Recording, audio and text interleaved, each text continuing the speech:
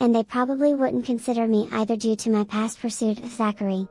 Remy, do all your brothers have significant others?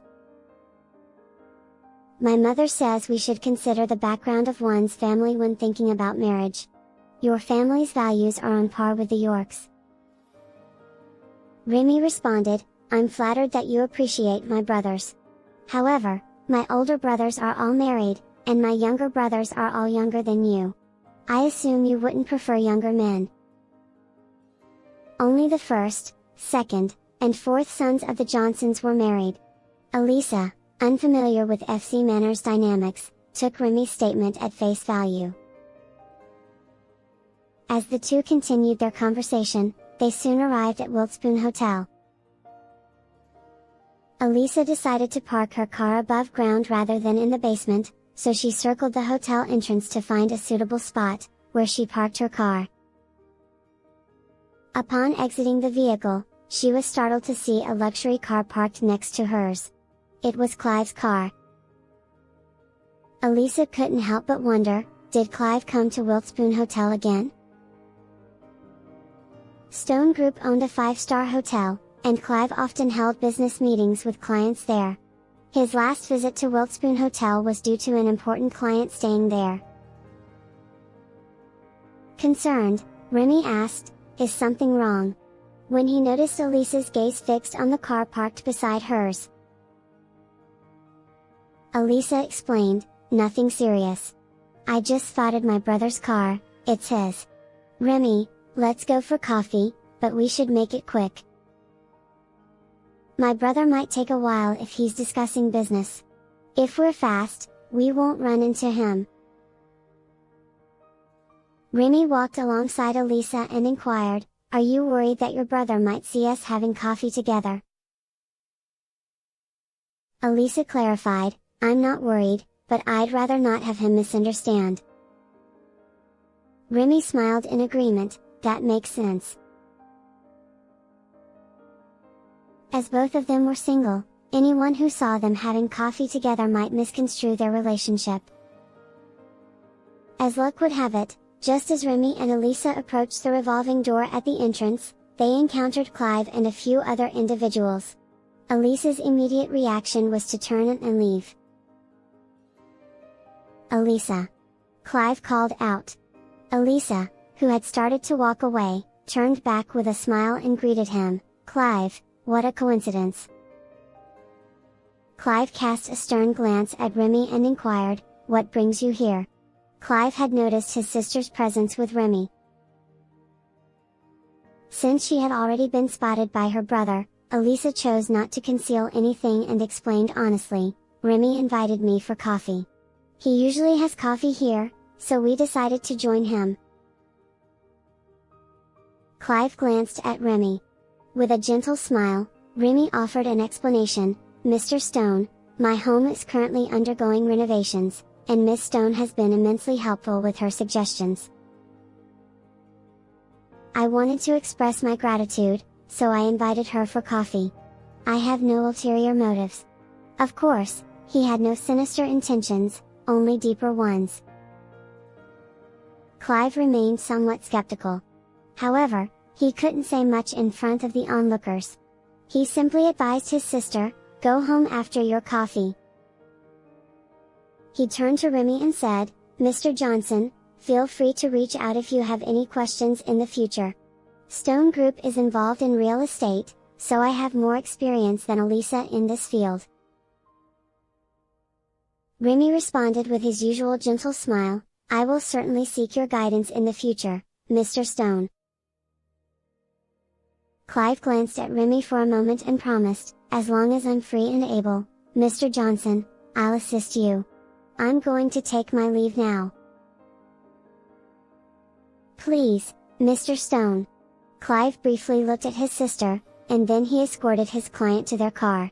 Later, he instructed his company executives to return to the office first before heading back.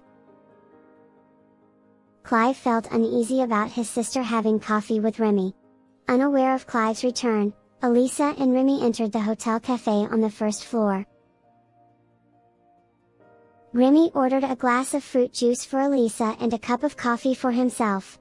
Elisa expressed her concern, "Won't you have trouble sleeping if you drink coffee now?" He justified, "No, I have a heavy workload. Without coffee, I won't be able to stay awake late into the night." His work schedule demanded long hours every day. If an opportunity for an important day came along, he'd make time for relaxation. While they were chatting, Clive walked into the cafe and noticed them sitting by the window. He called out to his sister as he approached. Elisa felt like a child caught by her parents. She realized that when they bumped into her big brother at the hotel entrance earlier, he learned that she was having coffee with Remy. She couldn't understand why she felt guilty. Undeterred, Elisa pulled out a chair for her brother after Clive sat down. She asked, "Clive, what would you like to drink?" Remy greeted Clive with a smile, "Mr. Stone." Clive took a brief look at Remy before responding to his sister, "I've already had quite a lot to drink. I don't need anything, just a seat." Elisa offered the pastry she had ordered to her brother, but Clive declined it. He seemed content to be the third wheel. Although Clive admired Remy and was interested in working with FC and Company, the fact that Remy lived in Annenberg deterred him from endorsing his sister's relationship with Remy. Since Elisa and Remy hadn't started a relationship yet, Clive covertly intervened to ensure his sister didn't fall deeply in love. Clive initiated a conversation with Remy, and asked, "Mr. Johnson, what prompted you to buy this villa? You're not in desperate need of money, so why choose a pre-owned one instead of a new villa?" Remy explained, although it's a second-hand villa, it offers ample space and excellent accessibility. It boasts a robust security system, and the neighbors are either affluent individuals or celebrities. You were interested in it too, weren't you? Clive was taken aback. He had contemplated purchasing the villa for expansion, as it was situated near his property. However, Remy, who resided in Annenberg, already had a home in Wiltspoon. Clive couldn't fathom why Remy would buy such a large villa, unless he intended to settle in Wiltspoon or invest in property. Clive questioned, "You have a residence, Mr. Johnson?" Remy responded with humor, "So do you, Mr. Stone." Remy chuckled and elaborated, "I'm not short of funds, so I buy a house whenever I feel like it. I happen to like that particular house, so I bought it." Clive found himself at a loss for words. Wealthy individuals frequently owned multiple properties, and Remy's purchase didn't seem out of the ordinary. He inquired, "Mr. Johnson, do you have plans to settle down in Wiltspoon?" Clive assumed that if Remy were to become a Wiltspoon citizen, he might approve of his sister's relationship with Remy. With her discerning tastes, Elisa rarely showed interest in men. Even though there were many promising talents in Wiltspoon, she only seemed drawn to the York family. Due to the ties between Zachary and Serenity, Elisa couldn't marry into the York family. Still, no other affluent men could rival the Yorks in terms of competence, status, or appearance. Remy, however, excelled in all aspects, and his background harmonized well with the Stones. More importantly, Elisa and Remy shared a harmonious rapport. In Wiltspoon, I oversee all of FC and Company's ventures. I plan on staying here for the long haul, which is almost like settling down. Occasionally, I'll go to FC Manor, but it's more like a guest visit. My mom often teases me, saying that I treat FC Manor like a hotel, only staying for a couple of nights. Elisa discreetly poked her brother and then leaned closer to whisper, "Clive, you're bombarding Remy with personal questions. It's a bit abrupt, considering you two aren't even that close." Elisa had only recently gotten to know Remy after several encounters. Clive's gaze fixated on his sister. Was she genuinely uninterested in Remy? Clive had been hoping to extract some information in advance as he remembered how hurt and ridiculed Elisa had been when she pursued Zachary.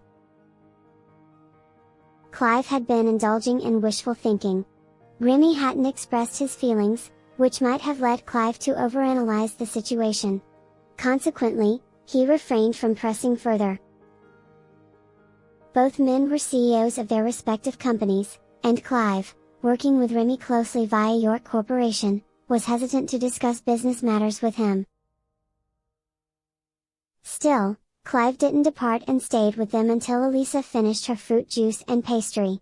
"Elisa, aren't you supposed to meet with Serenity for investment discussions today?"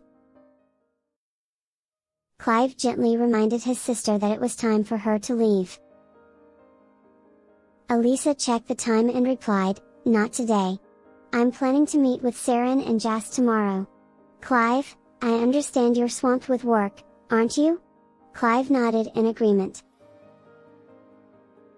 He had been sticking around because he wanted to ensure her safety. "Well, if you're tied up, you can get back to work.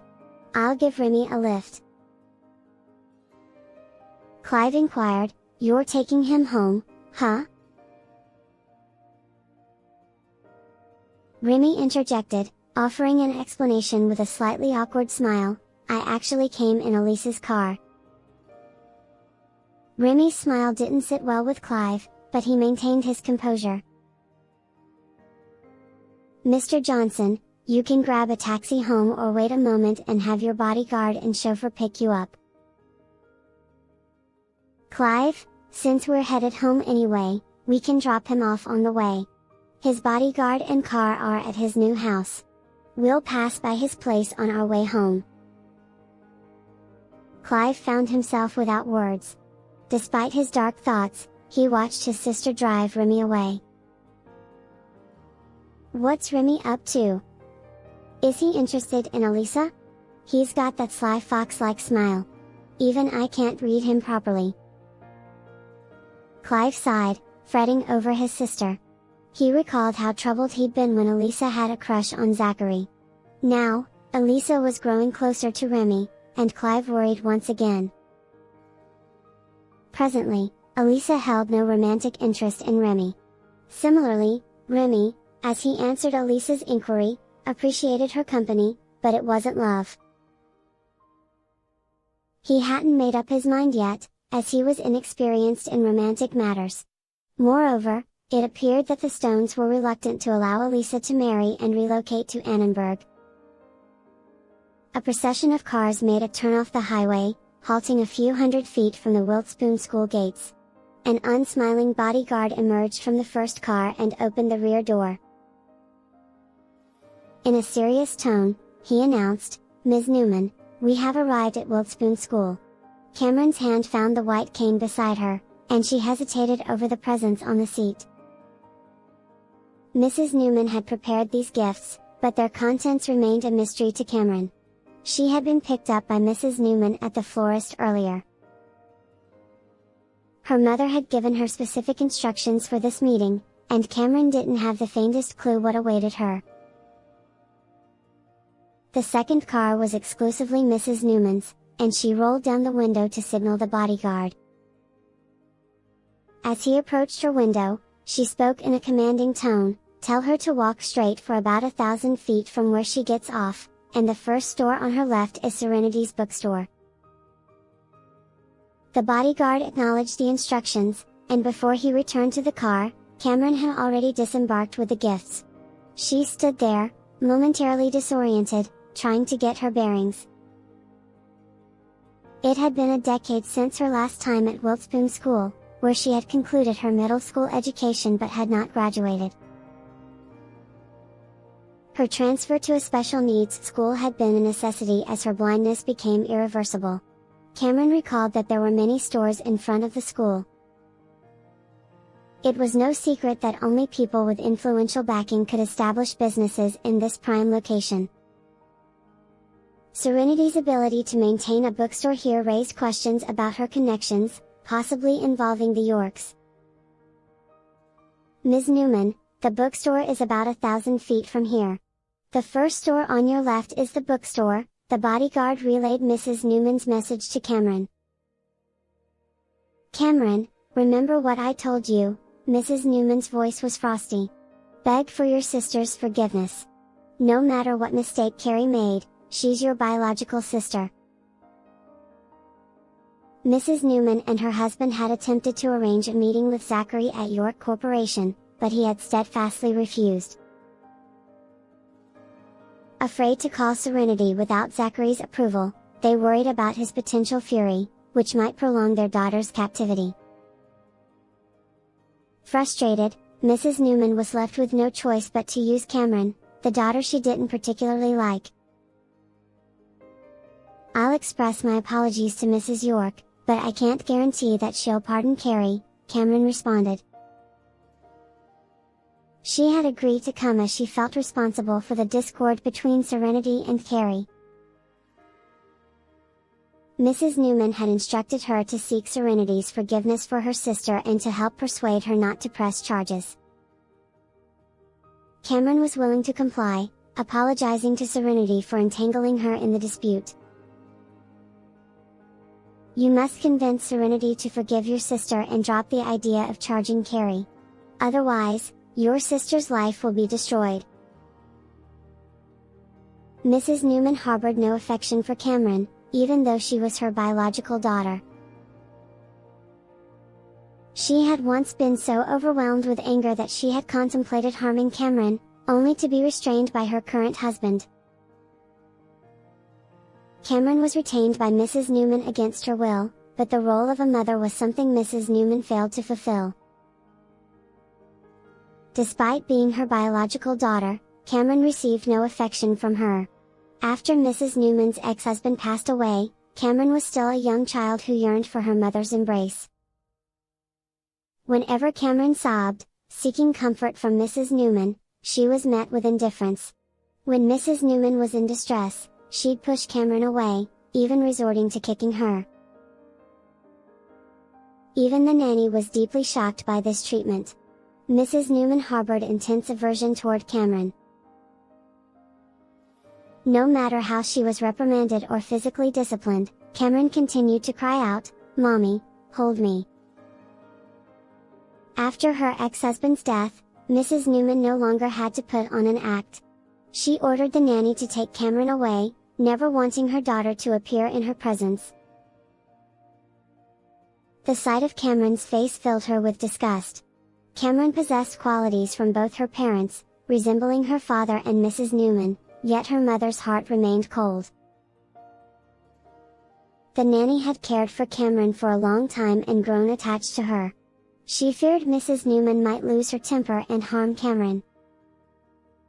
Whenever Mrs. Newman was at home, the nanny tried to encourage Cameron to play outside, keeping her out of her mother's way and preventing her from seeking affection.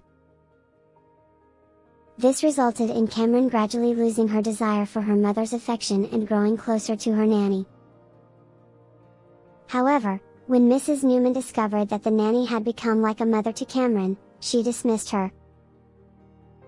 Cameron tearfully pleaded with her mother not to let the nanny go, even kneeling, but it was in vain.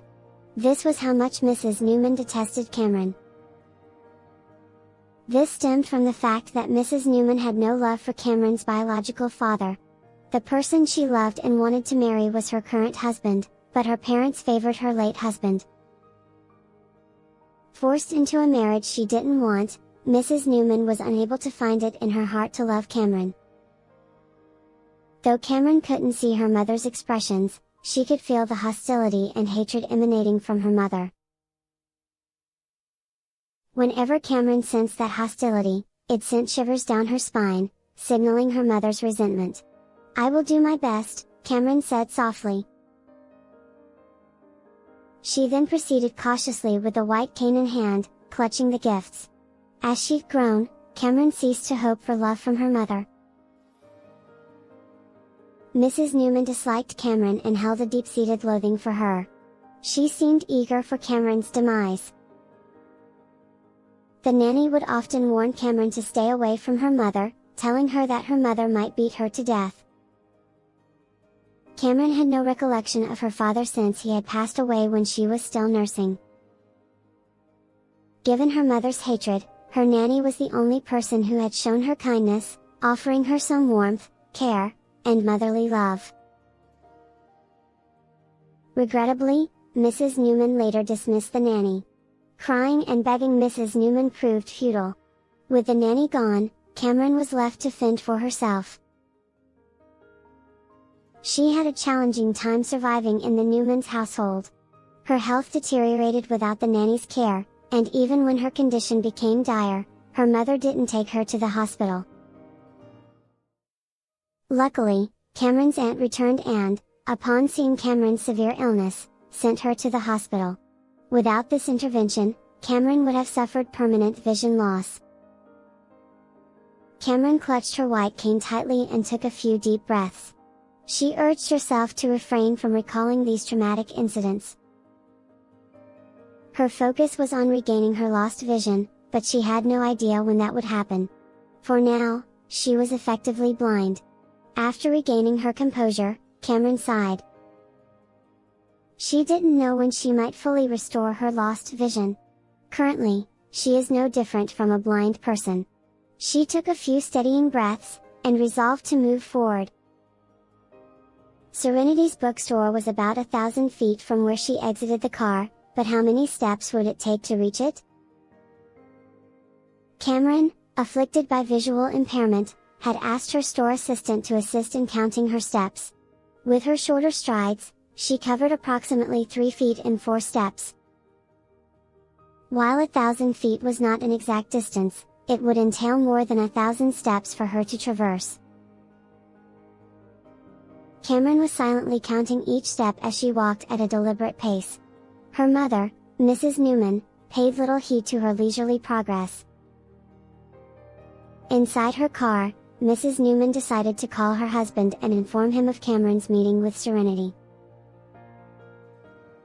Her husband acknowledged the call and urged Mrs. Newman to be gentle with Cameron so she'd be more willing to plead for mercy on behalf of her sister, Carrie. Mrs. Newman responded confidently, "Do you really think she'd dare to refuse my requests?" Her husband hesitated, unable to answer her question. He added, "Darling, let's focus on finding a way to help Carrie. I understand you're upset and concerned for her, and I share that concern. Let's see how Cameron's plea goes. If the Hunt girl insists on pressing charges, we can formulate another plan." Mrs. Newman managed to contain her anger but couldn't help but mutter in frustration. Her husband reassured her once more, and they concluded their conversation. Meanwhile, Serenity was unaware of Cameron's arrival. However, Serenity's 2 bodyguards sat on stools near the entrance of the bookstore, and they soon spotted Cameron. Upon confirming Cameron's identity through a message from their colleagues, a bodyguard entered the bookstore. Serenity, working at her computer, heard the approaching footsteps and inquired about the matter. The bodyguard informed her that Ms. Newman had arrived. Serenity was momentarily stunned and asked, "Ms. Newman is here? Where is she, he?" The bodyguard responded, "She's on her way here." Serenity immediately rose from her seat, her thoughts on Cameron's visual impairment.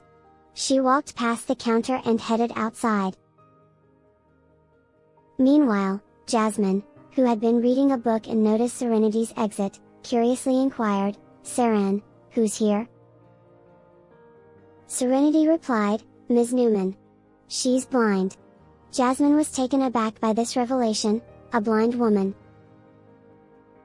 "Is it the same Ms. Newman you and Elisa have helped before?" Jasmine inquired, recalling their previous encounters. Serenity confirmed with a nod as they walked. As they exited the bookstore, they spotted someone walking at a slow pace. At that moment, the school gate opened, allowing a car to exit and turn left, heading in Cameron's direction. The driver noticed Cameron walking in the middle of the road and honked the horn. Startled and anxious due to her visual impairment, Cameron moved aside hastily to avoid the car. She was so flustered that she ended up falling on the road. When she managed to get up after the car had departed, she realized she had lost her sense of direction, leaving her unsure of where to go. Cameron soon heard someone approaching, their footsteps indicating it was likely a woman. Ms. Newman, the voice was familiar, and Cameron recognized it as Serenity's. Serenity hurried toward Cameron, extending her hand to assist her. "Ms. Newman, are you all right?" Cameron affirmed her well-being, recognizing that it was indeed Serenity. She couldn't help but think that the distance Serenity's bookstore had been described as, around 1,000 feet, was inaccurate. Serenity must have been nearby. Jasmine picked up Cameron's white cane and the gifts, which included 2 boxes of dietary supplements and 2 sets of skin care products. Before inquiring about Cameron's purpose for coming, Serenity and Jasmine guided her into the bookstore and helped her take a seat. Afterward, Serenity inquired, "Did Mrs. Newman ask you to come here?" Cameron responded with a soft Jasmine poured a glass of warm water and handed it to Cameron, who expressed her gratitude. Serenity introduced Jasmine as her best friend, and Cameron greeted her with a warm smile, "Miss Socks." Jasmine couldn't help but notice Cameron's beauty and felt that it was unfortunate for such a lovely girl to be visually impaired. After Cameron took a sip of water, Serenity questioned Mrs. Newman's absence. Why didn't Mrs. Newman come herself to beg for Carrie's mercy? Cameron replied, "Mr. Zachary prohibited them from disturbing you. They went to your corporation but weren't able to meet Mr. Zachary." Cameron didn't feel the need to hide the facts, even though Mrs. Newman was her family. She claimed that I caused this incident, so I should resolve it. "Mrs. York, I genuinely am responsible for this. I brought you into this situation, and I'm truly sorry." Cameron conveyed her apology to Serenity, her expression filled with regret. Serenity refused to blame Cameron, saying, "It's not your fault. I intervened in the situation because I couldn't stand it. I don't regret what I did. Regardless of the consequences, I accept them." Speaking tenderly, she continued, "Ms. Newman, you don't need to feel guilty. None of us are at fault in this matter. It was Carrie's cruelty and recklessness that caused all of this. Despite having different fathers, both of you share the same mother, and she treated you that way. As an outsider, I couldn't tolerate it." Cameron's demeanor remained unchanged, her face didn't reveal sadness. She seemed almost numb, as if the pain of her past had desensitized her. She was no longer the Cameron she had been 10 years ago. Serenity inquired about Mrs. Newman's request. "What did she want you to tell me?" Cameron replied gently, "She requested you not to press charges against her beloved daughter." Serenity scoffed at the request, saying, "Why should I spare Carrie? People like her seldom learn from their mistakes or even realize them." Cameron paused briefly and retrieved a bank card from her pocket, placing it in front of Serenity. "Mrs. York, my uncle asked me to give you this. He changed the PIN to 123,456. The money on the card is intended as compensation for your car and any emotional distress."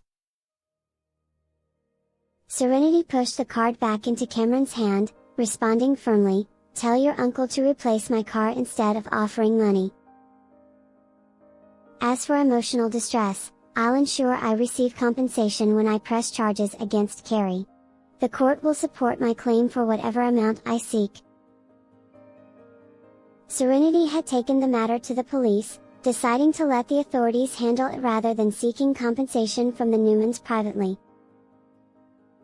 She noted that if the Newmans offered to replace her damaged car, she would accept, but it had to be the same brand.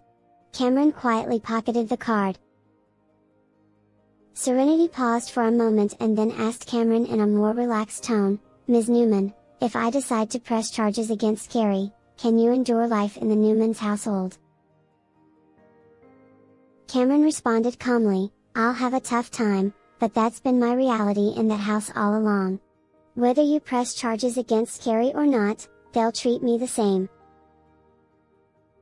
Mrs. York, feel free to do as you see fit. This all started because of me. You took those steps to help and save me. It's Carrie's fault for hiring people to destroy the car and cause injuries. She deserves to face the consequences. If I plead for her mercy, I'll be in your debt. Apart from my aunt, it's been a decade since someone extended this kind of help to me." Cameron was clear that she'd rather face off with Mrs. Newman than plead with Serenity not to press charges. Her last words touched Serenity profoundly. Serenity felt a strong connection with Cameron. She expressed her feelings, saying, "Ms. Newman, I believe we can get along well. I'd like to be your friend.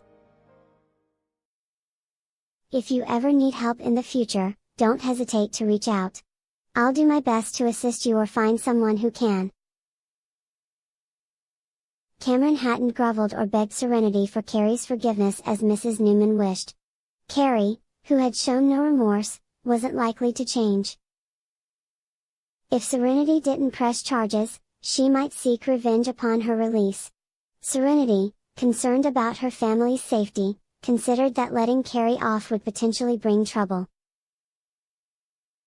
She was aware that her sister and Sonny might become targets, and she also pondered the potential threat Carrie posed to her. Carrie's detention could be a path to her understanding that she'd be held accountable under the rule of law, regardless of her status and wealth. It was crucial to remind her that she couldn't act with impunity. Cameron stood up and grasped her white cane, stating, "I won't disrupt you any longer." Serenity, concerned for Cameron's safety due to her visual impairment, offered to arrange a ride back to her florist. Cameron mentioned someone waiting for her at an intersection. She insisted that they could have two people escort her to the waiting car and chase her off if that suited Serenity. Serenity was briefly taken aback. She wondered how Cameron knew about others being in her store. To confirm, Serenity waved her hand in front of Cameron and said, "Mrs. York, you don't have to test me. I'm truly blind at the moment." Cameron's aunt had heard about a specialist in Annenberg who might be able to help with Cameron's eyes. She contemplated asking the specialist for treatment or, if not possible, having the specialist apprentice examine Cameron's condition. The apprentice represented Cameron's last glimmer of hope. After a prolonged course of treatment, Cameron began to regain her vision, albeit in a very blurry manner, making her not much different from a blind person. Nevertheless, she kept this progress a secret, sharing it only with her aunt, considering herself visually impaired at present. Serenity, baffled, questioned, "Ms. Newman, how did you know there were others in my store when you're visually impaired?" Cameron chuckled and explained, "When I entered your store, I heard their footsteps. The steady ones seemed like men, whom I assume are your bodyguards." Serenity and Jasmine exchanged knowing glances. It appeared the saying about the blind having enhanced hearing held true. Serenity called two of her bodyguards and, following Cameron's instructions, had them gently escort Cameron out of the store. She emphasized they should make it seem forceful without causing any harm. Despite Cameron's visual impairment, the men felt inclined to be gentle and empathetic towards her. Serenity wished she could personally look after Cameron on behalf of her brother-in-law. "Mrs., we'll be careful with her," one of the bodyguards affirmed. The two bodyguards helped Cameron leave the bookstore, throwing her gifts at her and instructing her to leave. Their admonitions were a bit harsh, reflecting their frustration with her appeal for mercy on behalf of Carrie. Mrs. Newman only exited the car after the bodyguards had departed, heading over to Cameron. However, she didn't offer any assistance to help her stand. Did you manage to resolve it? Sitting on the ground, Cameron attempted to retrieve her white cane, but Mrs. Newman kicked it away and berated her as useless. You can't even handle such a small matter, you worthless creature. Mrs. York's car crashed, and had she not known self-defense, she would be in the hospital now. She's furious and won't forgive Carrie. I pleaded with her, but we're hardly close. In fact, we're merely acquaintances. Why would she have any regard for me? Despite following your advice, it's no use, she insists on pressing charges against Carrie. Mrs. Newman expressed her frustration and called Cameron a troublemaker before heading back to her car. She instructed her bodyguards to depart. Mom? Don't call me Mom. I wish I'd never given birth to you. You've made life miserable for Carrie and me. My daughter is suffering because of you, and I'll make sure you suffer too. With those harsh words, Mrs. Newman ordered her chauffeur to drive away, leaving Cameron behind. Cameron had been hurt so much by her biological mother that she had become numb to it. She listened to her mother's words, but they no longer affected her as deeply.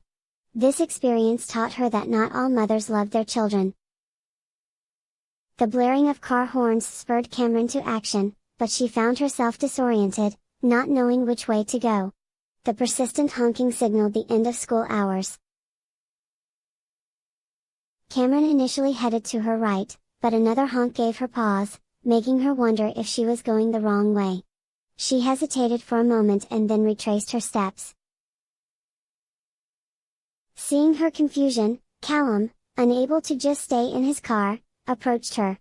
He gently took hold of her wrist, causing her to initially resist, but she soon recognized his cologne. Without further ado, Callum guided her into his car, retrieved her white cane and the gifts, placed them inside, and settled them next to her. Amidst this, his phone rang. Callum parked the car by the roadside to avoid obstructing parents picking up their children before answering his sister-in-law's call.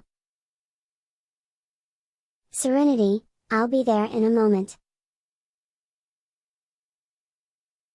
Callum, you're on your way? Well, Callum, I'm sorry, but I've already resolved the issue. I don't need your assistance anymore. You can go back. Callum inquired, you've got it sorted out, huh? It's all good. You can go back to your work. Internally, Callum grumbled about the situation. He had rushed over, thinking there was a significant problem because of the urgency in Serenity's voice. Even his brother urged him to help, emphasizing that he was the only one capable of fixing the issue. And yet, Serenity didn't require his help. Despite his displeasure, Callum didn't express it. He replied, Serenity, I'll head back to work since you've got it handled. Go ahead. I apologize for having you come over in vain. I'll tell your brother, and he'll grant you half a day off tomorrow. Playfully, Callum suggested, Serenity, can't you convince him to give me a whole day off instead? Serenity agreed with a laugh over the phone, okay, you get a day off. I'll talk to your brother about it later. Get back to work. With that, Serenity ended the call with a grin on her face. She turned to her best friend, explaining, Cameron is the wife Nana chose for Callum. Jasmine inquired, how did Grandma May agree to let Mr. Callum accompany her? She's visually impaired. Serenity reasoned, Cameron mentioned that she's blind right now, but that doesn't mean she'll remain that way in the future. Nana must have her reasons for choosing her. Cameron is in a challenging situation right now, and Callum can protect and assist her. Jasmine probed, so did you hurriedly call Callum over to create an opportunity for the two of them? Serenity chuckled and admitted, I was just eager to find out the answer. Having watched numerous dramas involving Serenity and Zachary, now it was Serenity's turn to enjoy the show. Jasmine, delighted, said, "Saren, we're best friends. You better include me when it's a good show."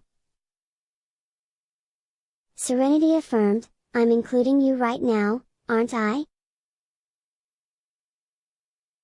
The two friends exchanged glances and shared a hearty laugh. As the school day came to an end, parents arrived to collect their children. The usual bookstore rush hour passed, and Serenity left for her sister's house to join them for dinner. Meanwhile, Jasmine was on a date with Josh, and the bookstore remained closed during the evening hours. Serenity brought 2 bags of fruit for her sister, and their bond remained as strong as ever, unaffected by Serenity's marriage to Zachary. She used the key to her sister's rented house to let herself in. Inside, she found her nephew, Sonny, wearing a pretty dress and exploring the house with joy.